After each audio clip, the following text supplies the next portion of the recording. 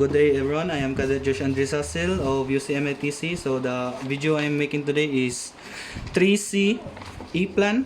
So this is the scenario that we are given. So after the course line have been laid on the charts, one of the track will pass an underwater obstruction with a minimum distance. For safe passage, the officer needs to determine the ETA during passage of the underwater obstruction and the actual depth, as well as the under keel clearance. So this is the performance criteria. Determine the passage of time to the nearest underwater obstruction. Determine the height of tide during passage to the nearest underwater obstruction, and determine the actual depth of the water passage to the nearest underwater obstruction. So this is our chart. So first is our underwater obstruction is on Diamante Rock. So we need to determine the the ETA distance here. So first we need to minus the overall distance of Kabugay Bay and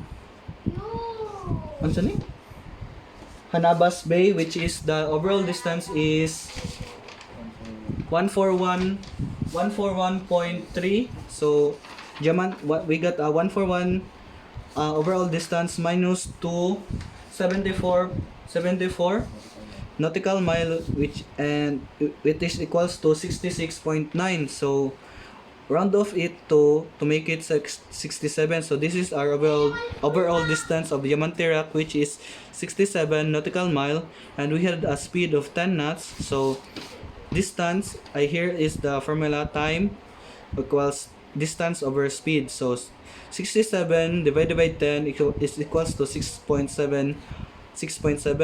So to make it in hours is 6 hours 42 minutes. So 0.7 is times 60 is equals to 42 minutes, and our departure time is 6 hours 42 minutes plus 2 hours, which is on here with where is it, which has a departure time of 2 hours here, December 7, 2020. So we have an estimation ETA of 8 hours and 42 minutes, and the height of the tide is 0.1 meter. So on the Verac bank, we need to get the time also to measure the height of the wave.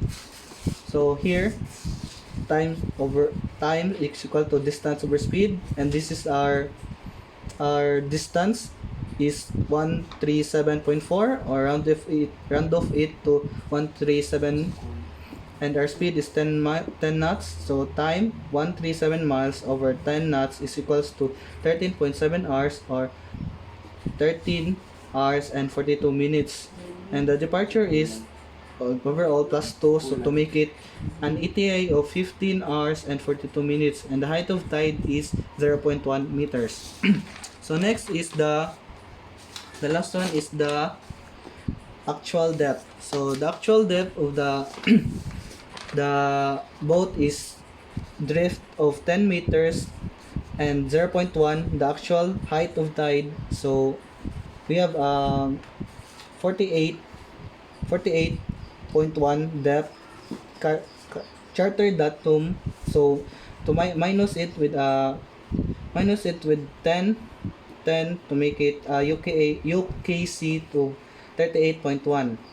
So the next is here, which has a 46 in here, 46 depth, and we have an height of tide of 0.1 and minus it to 10 meters to make it 36.1. So the 0.1 and 46 mm is only plus to make it 36.1, and that will be all. Thank you.